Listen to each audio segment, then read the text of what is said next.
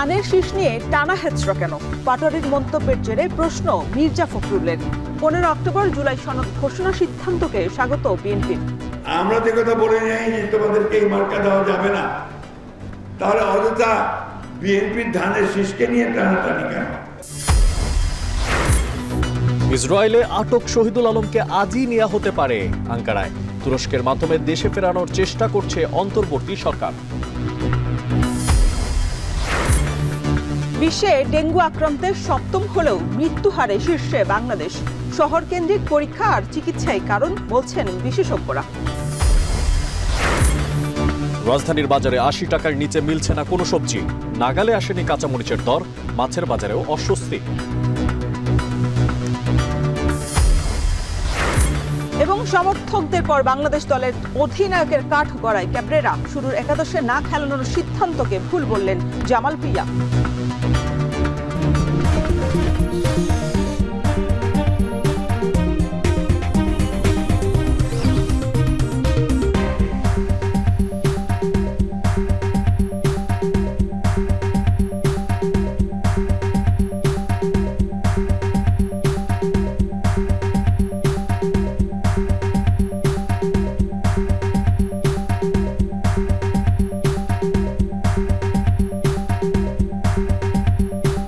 স্বাগত এখন দুপুরে। পুরো আয়োজনে আপনাদের সঙ্গে আছি আমরা দুজন, আমি শরীফ রওশন এবং আমি মশিউর অনেক। বিএনপির ধানের শীষ প্রতীক নিয়ে এত টানা হেচড়া কেন? এনসিপি নেতার মন্তব্যের জেরে এমন প্রশ্ন দলের মহাসচিব মির্জা ফখরুল ইসলাম আলমগীরের। বলেন, বিএনপি কারো প্রতীক পাওয়া না পাওয়া নিয়ে মন্তব্য করেনি। এদিকে বিএনপির সিনিয়র যুগ্ম মহাসচিব রুহুল কবির রিজভী বলেছেন, 15 অক্টোবর জুলাই সনদ সই হওয়ার সিদ্ধান্তকে ইতিবাচক হিসেবে দেখছে বিএনপি। আরও জানাচ্ছেন সিফাত শাহরিয়ার। কমিশনকে যিনি কার্যক্ষেত্রে 7.5 মাসের দীর্ঘ বৈঠক, তারপরও জুলাই সনদের সিদ্ধান্ত চূড়ান্ত না করে শেষ করতে হলো ঐকমত্য কমিশনের আলোচনা। তবে কমিশনের সিদ্ধান্ত জুলাই সনদ সই হবে 15 অক্টোবর। বিএনপি এটিকে ইতিবাচক হিসেবে দেখছে বলে জানান দলের সিনিয়র যুগ্ম মহাসচিব রুহুল কবির রিজভী। বলেন, গণতন্ত্রে বিশ্বাস করলে এই বিষয়ে সিদ্ধান্তে আসা সম্ভব। শুক্রবার সকালে শেরেবাংলা নগরের জিয়াউর রহমানের সমাধিতে শ্রদ্ধা নিবেদন শেষে একথা জানান তিনি। যদি আমরা প্রকৃত গণতন্ত্রে বিশ্বাস করি, আমরা দেশের জন্য, দেশের মানুষের জন্য, আমাদের সর্বোৎকৃষ্ট যেটি ভালো, যেটি প্রত্যেকের মঙ্গলের জন্য, সেইখানে নানা আলাপ আলোচনা এবং বিতর্কের মধ্যে দিয়েই একটি সিদ্ধান্তে আসবে। আমার বিশ্বাস সেই সিদ্ধান্তেই সব রাজনৈতিক দলগুলো পৌঁছবে এবং তার যে একটি তারিখ নির্ধারণ হয়েছে, সেই তারিখের মধ্যেই আমার বিশ্বাস প্রত্যেকটি রাজনৈতিক দল তারা তাদের মতামত দিয়ে একটি জায়গায় আসতে পারবে বলে আমার বিশ্বাস। অন্যদিকে ঢাকা রিপোর্টার্স ইউনিটিতে এক আলোচনা সভায় দলের ভাইস চেয়ারম্যান শামসুজ্জামান দুদু বলেন, ফেব্রুয়ারিতে নির্বাচন না হলে ভারত ষড়যন্ত্র ও আধিপত্য বিস্তারের সুযোগ পাবে। আমরা বিশ্বাস করতে চাই এই ফেব্রুয়ারি মাসের মধ্যে নির্বাচন যেন হয়, না হলে বাংলাদেশ বিরোধী যে ষড়যন্ত্র চতুর্দিকে পার্শ্ববর্তী দেশে একটি ভয়ঙ্কর শক্তি কাজ করছে, যেখানে স্বৈরতন্ত্রের শিখণ্ডী শেখ হাসিনা আশ্রয় নিয়েছে। ভারত সম্বন্ধে আমাদেরকে সতর্ক সজাগ না থাকলে আমাদের বিপদ হতে পারে। এদিকে রমনা ইঞ্জিনিয়ারিং ইনস্টিটিউটে 90-এর গণঅভ্যুত্থানে শহীদ জেহাদ দিবস উপলক্ষে আয়োজিত আলোচনা সভায় বিএনপি চেয়ারপারসন উপদেষ্টা আমানুল্লাহ আমান বলেন, যারা নির্বাচন ও গণতন্ত্রের বিপক্ষে তারাই পিআর চায়। একই অনুষ্ঠানে দলের মহাসচিব মির্জা ফখরুল ইসলাম আলমগীর ধানের শীষ নিয়ে টানাটানি কেন এমন প্রশ্ন তোলেন। বলেন, কোনো দলের প্রতীক পাওয়া না পাওয়া নিয়ে বিএনপির কোনো মন্তব্য নেই। কিছু কিছু ব্যক্তি বা দল তারা ধমক দিচ্ছেন, হুমকি দিচ্ছেন যে অমুক মার্কা না দিলে আমরা নির্বাচনে যাব না, বা অমুকের মার্কা থাকতে পারবে না। ভাই, আমরা তো তোমাদের মার্কাতে বাধা দেইনি। কোন মার্কা তোমাদেরকে দেবে নির্বাচন কমিশন, নির্বাচন কমিশন সিদ্ধান্ত নেবে। আমরা তো কথা বলে যাই যে তোমাদেরকে এই মার্কা দেওয়া যাবে না, তাহলে অযথা বিএনপির ধানের শীষকে নিয়ে টানাটানি কেন? টানাটানি এই জন্যে যে ধানের শীষ অপ্রতিরোধ্য। আমলাতন্ত্রকে একটি নির্দিষ্ট দলের পকেটে নেয়ার চেষ্টা চলছে উল্লেখ করে বিএনপি মহাসচিব বলেন, নির্বাচনের সময় প্রশাসন নিরপেক্ষ থাকতে হবে। আমলাতন্ত্রকে কোনো একটি নির্দিষ্ট দলের পকেটে নেওয়ার চেষ্টা করা হচ্ছে, এটাকে আমরা কোনো মতেই বরদাস্ত করব না। সম্পূর্ণ নিরপেক্ষ আমলাতন্ত্র থাকতে হবে, সরকার থাকতে হবে নির্বাচনের সময়। কয়েকজন মিলে আইন তৈরি করলেই গণতন্ত্র প্রতিষ্ঠা হবে না উল্লেখ করে মির্জা ফখরুল বলেন, কেবল নির্বাচিত সরকারই পারে গণতন্ত্র প্রতিষ্ঠা করতে। সিফাত শাহরিয়ার, এখন ঢাকা। এদিকে পিআর পদ্ধতিতে নির্বাচন সহ ৫ দফা দাবিতে রাজধানীর বাইতুল মোকাররমের দক্ষিণ গেটে বিক্ষোভ সমাবেশ করছে জামায়াতে ইসলামী। ঢাকা মহানগর উত্তর এবং দক্ষিণ। অভ্র জানাবেন যে পিআর পদ্ধতিতে নির্বাচন সহ ৫ দফা দাবিতে নেতাকর্মীরা কি বলছেন, সমাবেশের সার্বিক পরিস্থিতি জানাবেন।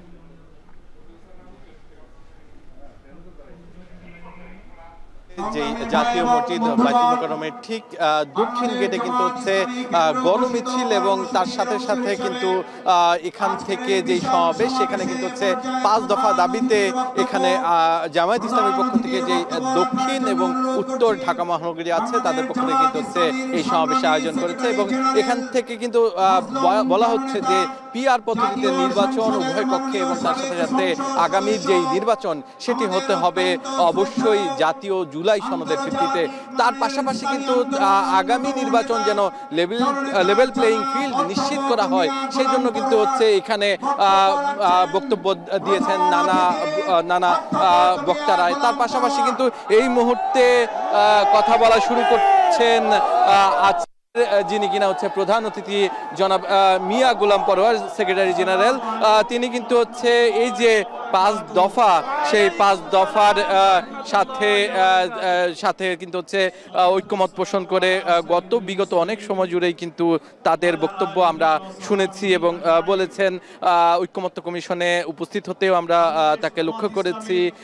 আজকের এই যে বৃষ্টির মধ্যে যেই সমাবেশ, এই সমাবেশে কিন্তু হচ্ছে প্রায় 1000-এর মতো কিন্তু নেতাকর্মী উপস্থিত হয়েছে। এই যে এই দক্ষিণ গেটে বাইতুল মোকাররমের দক্ষিণ গেটে যে সমাবেশটি হচ্ছে এই সমাবেশ থেকে কিন্তু হচ্ছে জামায়াত ইসলামী সহ ইসলামিক নানা দল, বিশেষ করে 7টি দলের কিন্তু হচ্ছে একই ধরনের কর্মসূচি আমরা লক্ষ্য করেছি। এছাড়াও দক্ষিণ গেটের পাশাপাশি উত্তর গেটেও কিন্তু হচ্ছে অনেক ইসলামিক সংগঠন এসে দাঁড়িয়েছেন এবং তারা কিন্তু বলছেন যে জুলাইয়ে যেভাবে হচ্ছে প্রাণ দিয়েছে এই দেশের মানুষ, তেমনি কিন্তু হচ্ছে যদি ফ্যাসিস্ট সরকার আগামীতে ফিরে আসে কিংবা ফিরে আসতে চায় তাহলে কিন্তু আবারও যে কোনো মূল্যেই হোক আবারও জীবন দিতে প্রস্তুত আছে এই দেশের মানুষ, এমনটাই কিন্তু বলছিলেন। আমরা কিন্তু শুনতে পাচ্ছি এই মুহূর্তে কথা বলছেন মিয়া গোলাম পরোয়ার। তিনি কিন্তু তার এইসব কথাই বলছিলেন যে নিরপেক্ষ এবং স্বচ্ছ নির্বাচনের জন্য সকল ধরনের কার্যক্রম কিন্তু সরকারকে নিতে হবে এবং পদক্ষেপ নিতে হবে। সেই ব্যাপারে কিন্তু হচ্ছে জিরো টলারেন্সের কথাও কিন্তু তিনি উল্লেখ করেছেন এবং তার পাশাপাশি আমরা তাদের মুখে কিন্তু একটি কথা শুনতে পেয়েছি, সেটি হচ্ছে গণ অভ্যুত্থানের চেতনা এবং তার সাথে সাথে জুলাই অভ্যুত্থানের যে ভিত্তি, সেই ভিত্তিতেই কিন্তু হচ্ছে আগামী যে নির্বাচন সেই নির্বাচন কিন্তু হতে হবে। সেই দাবি আদায় যতক্ষণ না হয় ততক্ষণ কিন্তু হচ্ছে সারা বাংলাদেশে এ ধরনের কর্মসূচি পালন করারও ঘোষণা দেওয়া হয়েছে আজকের এই সমাবেশ থেকে। এই ছিল আমার কাছে সর্বশেষ। বাইতুল মোকাররমের দক্ষিণ গেটে জামায়াতে ইসলামীর ঢাকা মহানগর উত্তর এবং দক্ষিণ সমাবেশ করছিল, সেই বিষয়ে বিস্তারিত জানাচ্ছিলেন আমাদের সহকর্মী শাহাদাত অভ্র। এদিকে জুলাই সনদের আইনি ভিত্তি পিআর পদ্ধতিতে নির্বাচন সহ ৫ দফা দাবিতে জাতীয় মসজিদ বাইতুল মোকাররমের উত্তর গেটে বিক্ষোভ সমাবেশ করছে খেলাফত মজলিস। সেখানে আছেন আমাদের আরেক সহকর্মী ওমর ফারুক। ওমর, জানাবেন যে ৫ দফা নিয়ে নেতাকর্মীরা কি বলছেন আর সমাবেশের সার্বিক পরিস্থিতিও জানাবেন। নভেম্বর মাসে গণভোট দিতে হবে, তারপরে ফেব্রুয়ারিতে জাতীয় নির্বাচন হবে। বাইতুল মোকাররমের যে উত্তর গেট সেখানে বাংলাদেশ খেলাফত মজলিসের যে নেতৃবৃন্দ আছেন তারা কিন্তু ৫ দফা দাবি, আমরা এর আগেও দেখেছি বিভিন্ন ইসলামী দলগুলো কিন্তু ৫ দফা দাবিতে অর্থাৎ আগামী নির্বাচনে পিআর পদ্ধতি বাস্তবায়ন এবং জুলাই সনদের আইনি ভিত্তি, যে জুলাই আগস্টে গণহত্যা সহ শাপলা হত্যাকাণ্ড, এই সকল হত্যাকাণ্ডের বিচার সহ এবং আগামী নির্বাচনে লেভেল প্লেইং ফিল্ড নিশ্চিত বিষয় যে 5 দফা দাবিতে বাংলাদেশ খেলাফত মজলিস এই ঢাকা মহানগর জাতীয় মসজিদ বাইতুল মোকাররমের উত্তর গেটে যে সমাবেশ করছে, এই সমাবেশের পরে কিন্তু বিক্ষোভ মিছিল শুরু হবে। এখানে তারা মূলত দাবি করছেন যে এই যে দীর্ঘ বেশ কয়েক মাস ঐক্যমত্য কমিশনের রাজনৈতিক দলগুলোর সাথে জুলাই সনদ সহ আগামী যে নতুন বাংলাদেশ, সেই বাংলাদেশ বিনির্মাণে যে বিষয়গুলোতে আলোচনা হয়েছে সেই বিষয়গুলো জুলাই সনদের আইনের ভিত্তি সহ যাতে সরকার সেগুলো যাতে বাস্তবায়ন করে এবং সেই বাস্তবায়নের জন্য যে আলোচনা হয়েছে এবং যে গণভোট নিয়ে যে একটা সংশয় তৈরি হয়েছে, যে গণভোট নিয়ে যে আলোচনা হয়েছে, যে রাজনৈতিক দলগুলোর পক্ষ থেকে যে নভেম্বরে গণভোট দেওয়ার জন্য যে আলোচনা হয়েছে সেটি বাস্তবায়ন এবং যাতে একই নির্বাচনের সাথে গণভোট যাতে একসাথে না করা হয় সেই বিষয়ে কিন্তু তারা দাবি জানাচ্ছেন এবং বলছেন যে আসলে এই যে 5 দফা দাবি, সেই 5 দফা দাবি যদি বাস্তবায়ন না করা হয় তাহলে আগামী নির্বাচন কিন্তু তারা হতে দেবে না বলেও হুঁশিয়ারি দিচ্ছেন এবং বলছেন যে এই জুলাই গণঅভ্যুত্থানে যে রক্ত স্রোতের মাধ্যমে যে আন্দোলন, সেই আন্দোলনের প্রতিফলন ঘটবে না যদি এই 5 দফা দাবি বাস্তবায়ন না হয় এবং এই দাবি বাস্তবায়ন না হলে আগামী নির্বাচনে কিন্তু হতে দেওয়া হবে না বলেও হুঁশিয়ারি দিচ্ছেন খেলাফত মজলিসের যে নেতৃবৃন্দ আছে তারা। রওশন, এই ছিল আমার কাছে সবশেষ। পেয়ার পদ্ধতিতে নির্বাচন সহ 5 দফা দাবিতে বিক্ষোভ সমাবেশ করছে খেলাফত মজলিস, সে বিষয়ে বিস্তারিত জানাচ্ছিলেন আমাদের সহকর্মী ওমর ফারুক। ইসরায়েলের কারাগারে আটক বাংলাদেশি আলোকচিত্রী শহীদুল আলমকে তুরস্কের সহায়তায় মুক্ত করার চেষ্টা চলছে বলে জানিয়েছে সরকার। প্রধান উপদেষ্টার দপ্তর থেকে দেয়া বিজ্ঞপ্তিতে এই তথ্য নিশ্চিত করা হয়। বিজ্ঞপ্তিতে বলা হয়েছে, তুরস্কের কর্তৃপক্ষ আশা প্রকাশ করেছে আজকের মধ্যেই তাকে বিশেষ বিমানযোগে আঙ্কারায় নেওয়া হবে। আঙ্কারায় নিযুক্ত বাংলাদেশের রাষ্ট্রদূত আমানুল হক বৃহস্পতিবার রাতে এই তথ্য নিশ্চিত করেন। পরে সেখান থেকে তাকে দেশে ফেরানো হবে। শহীদুল আলম ইসরায়েলি কর্তৃপক্ষের দ্বারা অবৈধভাবে আটক হওয়ার পর জর্ডান, মিশর ও তুরস্কে অবস্থিত বাংলাদেশ দূতাবাসগুলোকে ওইসব দেশের পররাষ্ট্র দপ্তরের সাথে যোগাযোগ করে তাকে মুক্ত করতে দ্রুত উদ্যোগ নিতে বলা হয়েছে। আর এর আগে গত 8 অক্টোবর গাজা অভিমুখী ফ্রিডম ফ্লোটিলা কোয়ালিশনের সবচেয়ে বড় জাহাজ কুয়েনসেন্সে আটক করে ইসরায়েল। এরপর বাংলাদেশ আলোকচিত্রী শহীদুল আলম সহ 93 জন অধিকার কর্মী জাহাজটিতে ছিলেন।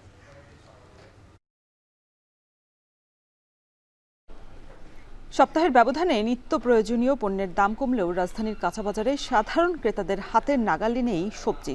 মাছ মাংসের দাম যোগ হয়েছে নতুন সংখ্যা। ক্রেতাদের অভিযোগ, রাজনৈতিক পট পরিবর্তনের পরও কিছুটা স্বস্তি আসলেও আবারও চড়া দামে নাভিশ্বাস নিম্ন আয়ের মানুষের। তবে নামমাত্র অভিযানে দায়িত্ব শেষ করেছে কর্তৃপক্ষ। কারওয়ান বাজারে থরে থরে সাজানো রঙিন সবজি ক্রেতাদের নজর কাড়লেও স্বাদ আটকে গেছে সাধ্যের বেড়াজালে। সপ্তাহের ব্যবধানে কিছুটা দাম কমলেও ফেরেনি স্বস্তি। 80 টাকার বিনিময়েও মিলছে না 1 কেজি সবজি।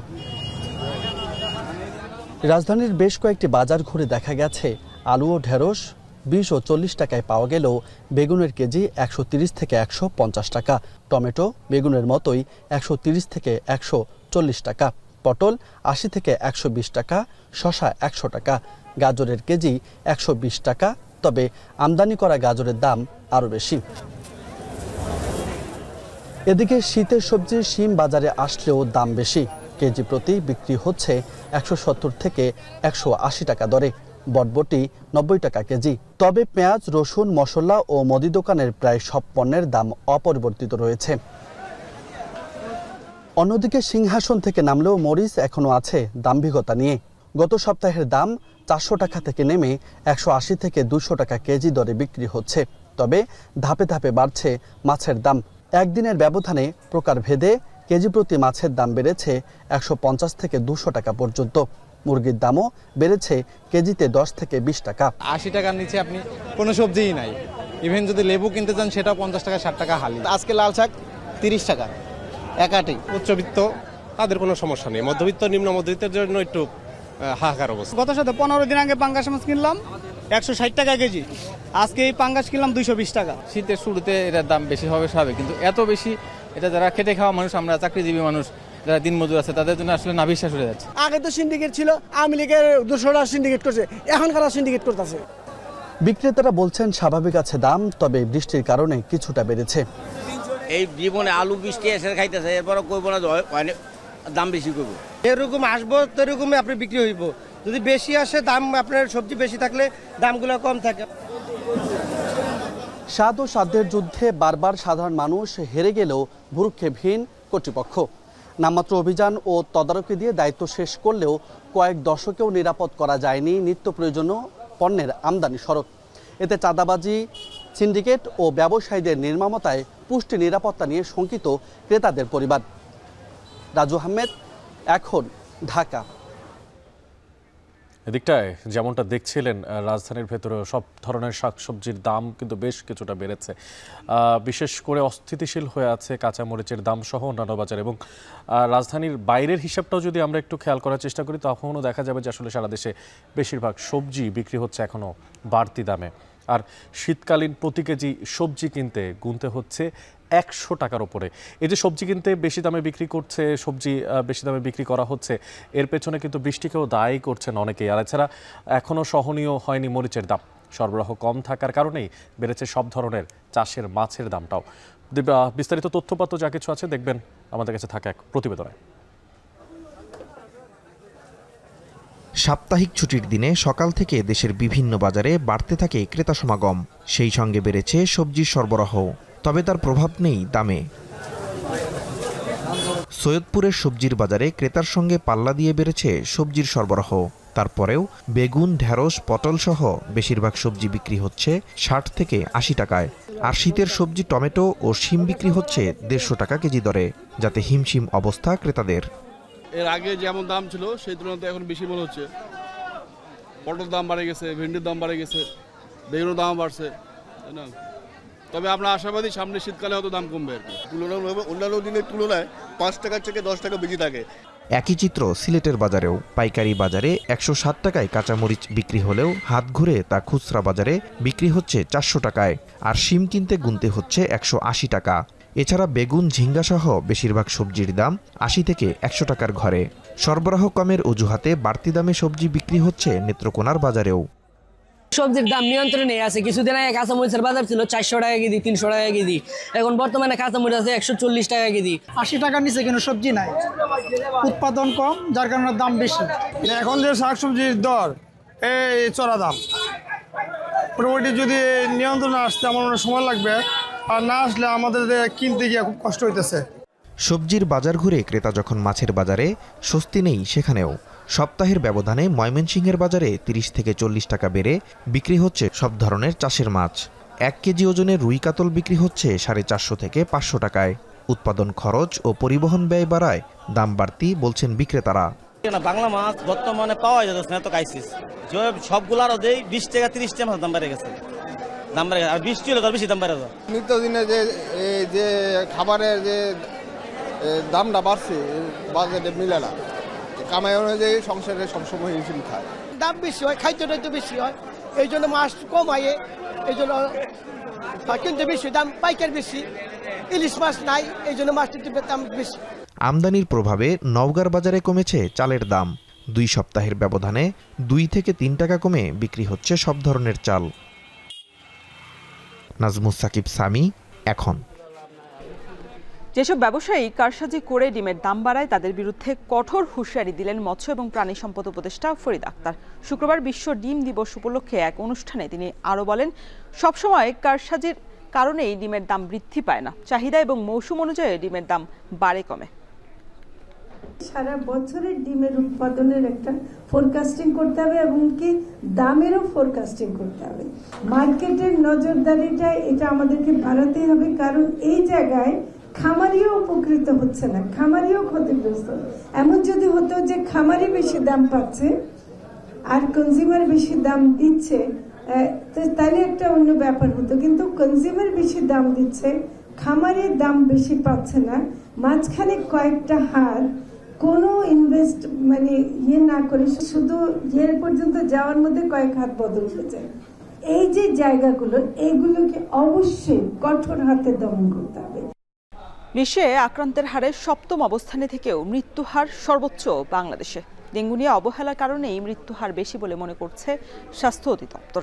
মৃত্যু এড়াতে জ্বর হলেই ডেঙ্গু পরীক্ষার পরামর্শ অধিদপ্তরের মহাপরিচালকের। তবে বিশেষজ্ঞরা বলছেন, পরীক্ষা নিরীক্ষা এবং চিকিৎসা শহর কেন্দ্রিক হওয়ার কারণেই প্রতি বছর এমন পরিস্থিতির শিকার হচ্ছেন ভুক্তভোগীরা। মুজাহিদ শুভর বিশেষ প্রতিবেদন। অক্টোবর মাস শুরু না হতেই ডেঙ্গুতে বাড়ছে আক্রান্ত ও মৃত্যুর সংখ্যা। গত 5 অক্টোবর ডেঙ্গুতে একদিনে 9 জনের মৃত্যু হয়। এটি চলতি মৌসুমে দ্বিতীয় সর্বোচ্চ, আর প্রতিদিনই গড়ে 2 থেকে 3 জনের প্রাণহানি ঘটছেই। স্বাস্থ্য অধিদপ্তরের পর্যালোচনায় উঠে এসেছে 9 জনের 7 জনই হাসপাতালে ভর্তির দিনই মারা গেছেন। চলতি বছর এখন পর্যন্ত ইনডোরে প্রায় 2500 ডেঙ্গু রোগীর সেবা দিয়েছে ডিএনসিসি কোভিড ডেডিকেটেড হাসপাতাল, অথচ এখানে মারা গেছেন মাত্র 6 জন। এদের বেশিরভাগকেই খুব খারাপ অবস্থায় পাওয়া গেছে বলে দাবি হাসপাতালটির পরিচালকের। অ্যাডমিটেড পেশেন্টের মধ্যে যারা সিরিয়াস তাদের মধ্যেও কিন্তু ডেথ রেট আমাদের 0.3 নিচে। এটা সত্যি যে আমাদের এখানে যারা মারা গিয়েছে আমি দেখেছি মোস্ট অফ দ্য কেসেই আমাদের এখানে আসার 1-2 ঘন্টার মধ্যেই মারা যায়, যেগুলো খুব একেবারে ক্রিটিক্যাল মরণাপন্ন অবস্থায় চলে এসেছে, শুধুমাত্র সেগুলোই মারা যাচ্ছে। 10 অক্টোবর পর্যন্ত বাংলাদেশে আক্রান্ত 52,000-এর বিপরীতে প্রাণ ঝরেছে 220 জনের। সবচেয়ে হতাশার খবর হলো আক্রান্তের দিক থেকে 7ম হলেও বিশ্বে ডেঙ্গুতে মৃত্যুহার সর্বোচ্চ বাংলাদেশে। বিশ্ব স্বাস্থ্য সংস্থার তথ্য বলছে, বিশ্বের 175টি দেশের মধ্যে বাংলাদেশে ডেঙ্গুতে মৃত্যুহার 0.52%। ব্রাজিল আক্রান্ত ও মৃত্যু সংখ্যার শীর্ষে থাকলেও মৃত্যুহার 0.12%। দ্বিতীয় অবস্থানে থাকা ইন্দোনেশিয়ার মৃত্যুহার 0.41%। এরপরেই আক্রান্তের দিক থেকে 7ম অবস্থানে থাকার পরও মৃত্যুহারের শীর্ষে বাংলাদেশ। মৃত্যুর অন্যতম প্রধান কারণ হিসেবে জনগণের অবহেলাকে সামনে আনছে স্বাস্থ্য অধিদপ্তর। স্বাস্থ্য বিভাগের দায় বর্তাবে রোগী যদি হাসপাতালে আসে, রোগী যেমন ডাক্তারের কাছে আসে, রোগী যদি দেরি করে আসে এটাকে আমরা উদাসীনতা বলবো না, এটাকে অবহেলা বলা যেতে পারে। এমনও হতে পারে যে আমরা সেই পর্যায়ে লোকজনকে সচেতন করতে পারছি না। সাধারণ মানুষও জানে ডেঙ্গু কি, কিন্তু শুধু জানলে তো হবে না, রোগীকে তো সেই ব্যবস্থাপনা নেওয়ার জন্য, শনাক্তকরণের জন্য তো হাসপাতাল পর্যন্ত আসতে হবে। যদিও চলতি বছর অন্যান্য বছরের মতো নিয়মিত জরিপ চালাতে পারেনি স্বাস্থ্য বিভাগ। বিশেষজ্ঞরা বলছেন, বিগত দিনের মতোই ডেঙ্গুর পরিস্থিতি ক্রমাগত অবনতির দিকে। শহর অঞ্চলেই চিকিৎসা সেবার বিকেন্দ্রীকরণ না হওয়ায় মৃত্যুহার কমছে না বলে মনে করেন এই বিশেষজ্ঞ। চিকিৎসা ব্যবস্থাটা বিকেন্দ্রীকরণ করতে হবে, বিশেষ করে শহর এলাকায়। শহর এলাকায় সবাই ছুটে আসে, তো শহর এলাকায় প্রাথমিক স্বাস্থ্য ব্যবস্থা, মাধ্যমিক স্বাস্থ্য ব্যবস্থা এবং বড় হাসপাতাল, এই 3 ভাগে ভাগ করে যদি আমরা এই সাজাই এবং জনগণকে এর প্রতি আস্থাশীল করতে পারি, তাহলে রোগী অনুপাতে মৃত্যুর হার 1/3 নেমে আসবে 3 মাসে। তবে স্বাস্থ্য অধিদপ্তরের মহাপরিচালক বলছেন, এখন জ্বর হলেই ডেঙ্গু পরীক্ষা করাতে হবে, বিশেষজ্ঞ চিকিৎসকের পরামর্শ নিতে হবে, আর শারীরিক অবস্থার অবনতি হবার অনেক পর তড়িঘড়ি করে হাসপাতালে ছুটতে যেয়ে এত প্রাণহানি ঘটছে বলে মনে করছে স্বাস্থ্য অধিদপ্তর। মুজাহিদ শুভ, এখন, ঢাকা। ছুটির দিনেও জমে উঠেছে রাজশাহী বিশ্ববিদ্যালয় কেন্দ্রীয় ছাত্র সংসদ অর্থাৎ রাকসু নির্বাচনের প্রচারণা। প্রার্থীরা জুমার নামাজের পর বিশ্ববিদ্যালয়ের কেন্দ্রীয় জামে মসজিদের সামনে প্রচারণা চালাচ্ছেন। আর এ নিয়ে আরও জানাতে বিশ্ববিদ্যালয় কেন্দ্রীয় জামে মসজিদের সামনে থেকে যুক্ত হচ্ছি সহকর্মী মারুফ হাসানের সাথে। মারুফ, প্রার্থীদের প্রচারণা এই যে শুক্রবার ছুটির দিন থেমে থাকেনি, এ বিষয়ে আসলে সবশেষ খোঁজখবর আপনার কাছে কি আছে এবং নির্বাচন যথাসময়ে হবে কি না প্রার্থীরা কি মনে করছেন? অনেক আর মাত্র কয়েকদিন পরে রাজশাহী বিশ্ববিদ্যালয় কেন্দ্রীয় ছাত্র সংসদ রাকসু নির্বাচন। আপনি জানেন যে বিগত সময়ে বেশ কয়েকবার কিন্তু এই নির্বাচন পিছিয়ে গিয়েছে, যার কারণে শিক্ষার্থীদের মাঝে এক ধরনের কিন্তু ক্ষোভ ছিল। কিন্তু গতকাল শিক্ষক কর্মকর্তা কর্মচারীরা তারা কিন্তু জানিয়েছেন যে নির্বাচনকে ঘিরে তাদের যে নতুন কোনো কর্মসূচি বা শাটডাউন কর্মসূচি এগুলো তারা দিচ্ছে না। তার মানে আমরা ধরে নিতে পারি যে আগামী 16 অক্টোবরেই কিন্তু নির্বাচনটি অনুষ্ঠিত হচ্ছে, যার জন্য এখানে আমরা দেখতে পেয়েছি যে প্রার্থীদের নির্বাচনে পৌঁছানোর জন্য মাত্র কয়েকটা দিন হাতে আছে। এই জন্য এই ছুটির দিনেও তারা কিন্তু তাদের নামাজ শেষেই কিন্তু আমরা দেখতে পেয়েছি যে বিশ্ববিদ্যালয়ের যে কেন্দ্রীয় জামে মসজিদ আছে সেখানে তারা কিন্তু প্রচারণা কার্যক্রম শুরু করেছে এবং তারা বলছেন যে যেহেতু আর মাত্র 3 থেকে 4 দিন তারা হাতে সময় পাবেন, এই সময়ের মধ্যে যাতে আবারও সকল ভোটারদের কাছাকাছি তারা তাদের ব্যালট নম্বর এবং তারা তাদের নাম এবং তারা যে প্যানেল থেকে বা স্বতন্ত্র প্রার্থী হিসেবে নির্বাচন করছেন সেদিন জানান দিতে পারে, এমনটা কিন্তু বলছেন। তবে কিছুক্ষণ আগে বিশ্ববিদ্যালয়ের যে জামে মসজিদ প্রাঙ্গণে এখানে কিন্তু একটি উৎসবমুখর আমরা পরিবেশ দেখতে পেয়েছি।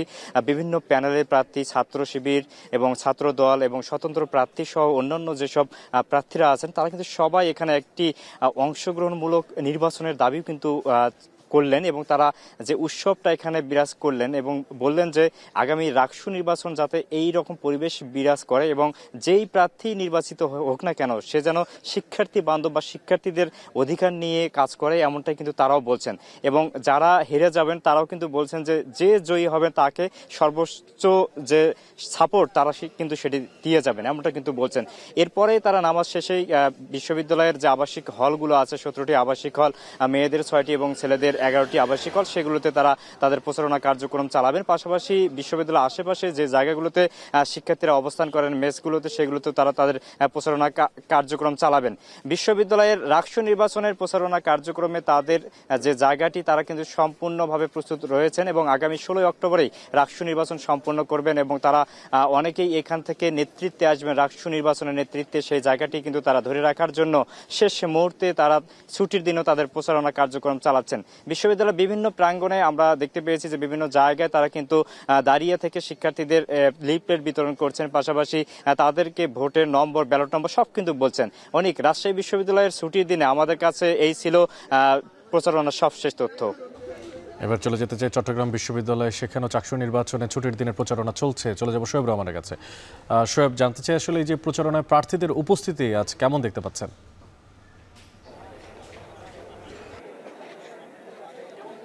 ব্যাপক উপস্থিতি আসলে চট্টগ্রাম বিশ্ববিদ্যালয়ের যে কেন্দ্রীয় জামে মসজিদ রয়েছে এখানে আজ প্রায় বেশিরভাগ প্রার্থী এসেছেন, কারণ নির্বাচনের আগে এটি শেষ শুক্রবার এবং প্রার্থীরা এখানে যেহেতু অনেক শিক্ষার্থী নামাজ পড়তে আসেন সেখানে প্রার্থীরা এসেছেন এবং তাদের কাছ সাথে কুশল বিনিময় এবং সেই সাথে ভোট প্রার্থনা করেছেন এবং নামাজ শেষে কিন্তু একটি সৌহার্দ্যপূর্ণ পরিবেশ বিরাজ করছে এই চট্টগ্রাম বিশ্ববিদ্যালয় কেন্দ্রীয় জামে মসজিদ প্রাঙ্গণে এবং সেইখানে প্রার্থীরা একই সাথে একে অপরের সাথে প্রার্থীদের সাথে পরিচিত এবং সেই সাথে দোয়া প্রার্থনা করছেন, শুভেচ্ছা বিনিময় করছেন এবং সেই সাথে যারা এখানে ভোটাররা রয়েছেন যারা নামাজ পড়তে এসেছেন তাদের কাছে ভোট প্রার্থনা করেছেন।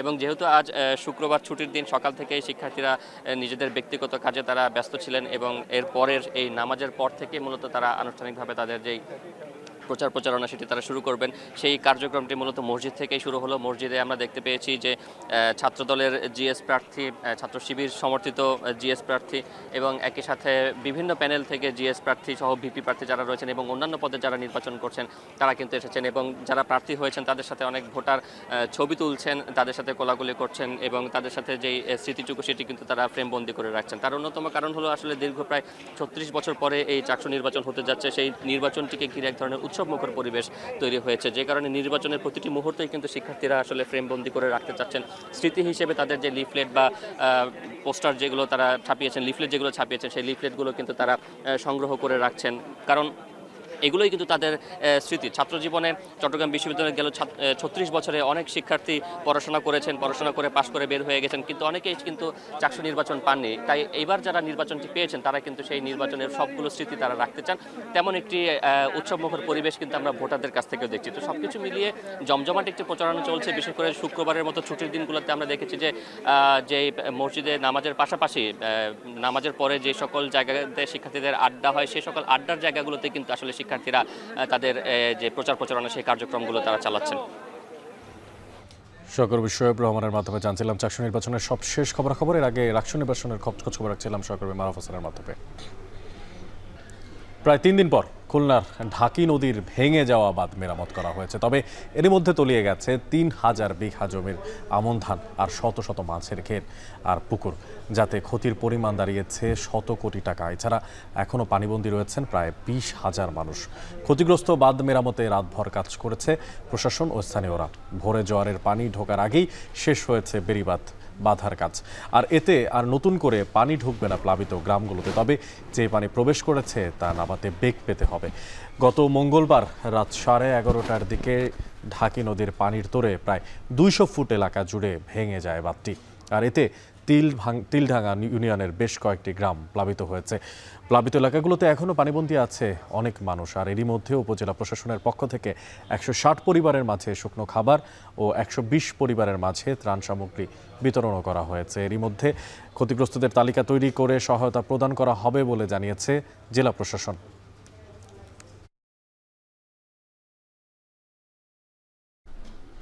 চারুকলার বকুলতলায় বাতিলের পর গ্যান্ডারিয়ায় কচিগাছার মেলার মাঠেও হয়নি শরৎ উৎসব। সত্যেন শিল্পগোষ্ঠীর আয়োজনে প্রতি বছরই এই শরৎ উৎসব হয়, তবে এবারই ব্যতিক্রম চিত্র দেখা গেছে। সকালে গ্যান্ডারিয়ায় কচিগাছার মেলার মাঠে অনুষ্ঠান করতে গেলে বাধার মুখে পড়তে হয় শিল্পীদের। সত্যেন শিল্পগোষ্ঠীর সাধারণ সম্পাদক মঞ্জার চৌধুরী সুইট জানান, শেষ মুহূর্তে গোলযোগ হওয়ার শঙ্কাকে কারণ দেখিয়ে চারুকলা কর্তৃপক্ষ অনুমতি বাতিল করে। সকালে গ্যান্ডারিয়ায় অনুষ্ঠানস্থলে এসে একই শঙ্কার কথা জানান স্থানীয় প্রশাসনও। এবারের অনুষ্ঠান উৎসর্গ করার কথা ছিল সদ্য প্রয়াত লালন সঙ্গীত শিল্পী ফরিদা পারভিনের স্মরণে। অনুষ্ঠান না হলেও তাকে স্মরণ করে ১ মিনিট নীরবতা পালন করেন অংশগ্রহণকারীরা। পরে একসাথে জাতীয় সঙ্গীত গেয়ে আয়োজন হতে না দেওয়ার প্রতিবাদও জানান তারা। গাজায় যুদ্ধবিরতি চুক্তি নিয়ে ট্রাম্পের শান্তি পরিকল্পনায় অনুমোদন দিয়েছে ইসরায়েলি মন্ত্রিসভা। এরই মধ্যে গাজা থেকে দেশটির সেনা প্রত্যাহারও শুরু হয়েছে। এদিকে হামাস জানিয়েছে মার্কিন প্রতিনিধি আর মধ্যস্থকারীদের কাছ থেকে যুদ্ধবিরতি কার্যকরের নিশ্চয়তা পেয়েছে তারা। বিস্তারিত সানজিদা ইসলাম তন্নির প্রতিবেদনে। টানা ২৪ মাসের নজিরবিহীন হামলা ও বর্বরতার পর শান্তি চুক্তির দ্বারপ্রান্তে হামাস ইসরায়েল। গাজায় শান্তি ও জিম্মি মুক্তির পক্ষে আগেই ট্রাম্পের প্রস্তাবিত পরিকল্পনায় সমর্থন জানান ইসরায়েলি প্রধানমন্ত্রী বেনিয়ামিন নেতানিয়াহু। এবার ট্রাম্পের সেই শান্তি পরিকল্পনায় আনুষ্ঠানিক অনুমোদন পেল ইসরায়েলের মন্ত্রিসভায়।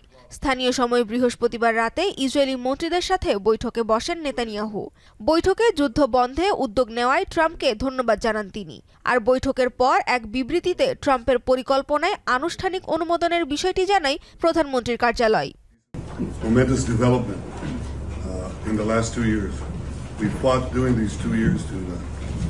achieve our war aims, and a central one of these war aims is to return the hostages, all of the hostages, the living and the dead.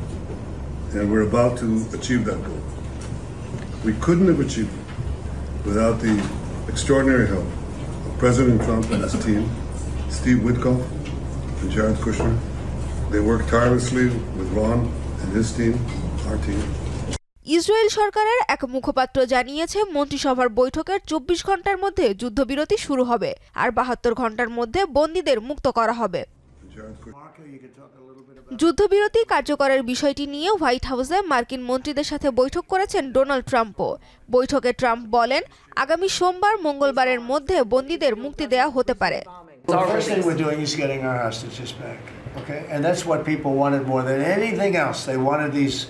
Hostages back that have lived in hell like nobody has ever even dreamt possible, and after that we'll see. But they've agreed to things, and I think it's going to move along pretty well.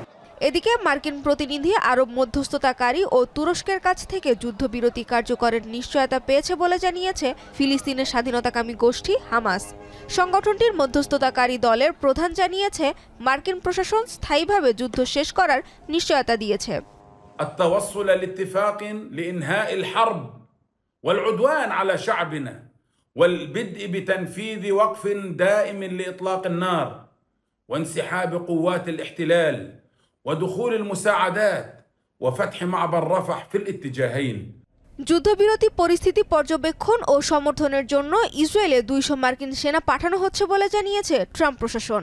ঊর্ধ্বতন মার্কিন কর্মকর্তারা জানায়, যুদ্ধবিধ্বস্ত এলাকায় মানবিক সাহায্যের পাশাপাশি logistic ও নিরাপত্তা সহায়তা দিতে কাজ করবে মার্কিন সেনারা।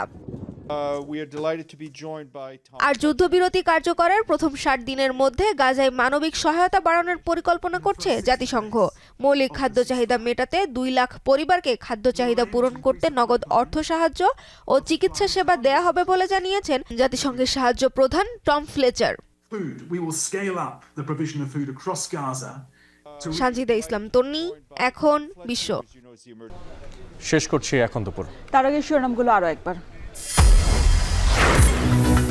ধানের শীষ নিয়ে টানা হেচড়া কেন? পাটোয়ারির মন্তব্যের জেরে প্রশ্ন মির্জা ফখরুলের। 15 অক্টোবর জুলাই সনদ ঘোষণা সিদ্ধান্তকে স্বাগত বিএনপির।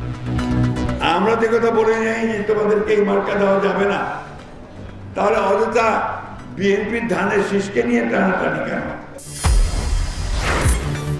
গণভোটে জনগণ পিআর না চাইলে মেনে নেবে জামায়াত, বললেন গোলাম পরওয়ার। 5 দফা দাবিতে জামায়াত খেলাফত মজলিসের বিক্ষোভ। ইসরায়েলে আটক শহীদুল আলমকে আজই নেওয়া হতে পারে আঙ্কারায়। তুরস্কের মাধ্যমে দেশে ফেরানোর চেষ্টা করছে অন্তর্বর্তী সরকার। রাজধানীর বাজারে 80 টাকার নিচে মিলছে না কোনো ধরনের সবজি। নাগালে আসেনি কাঁচামরিচের দর। মাছের বাজারেও অস্বস্তি। এবং সমর্থকদের পর বাংলাদেশ দলের অধিনায়কের কাঠ গড়ায় ক্যাবরেরা। শুরুর একাদশে না খেলানোর সিদ্ধান্তকে ভুল বললেন জামাল ভুঁইয়া।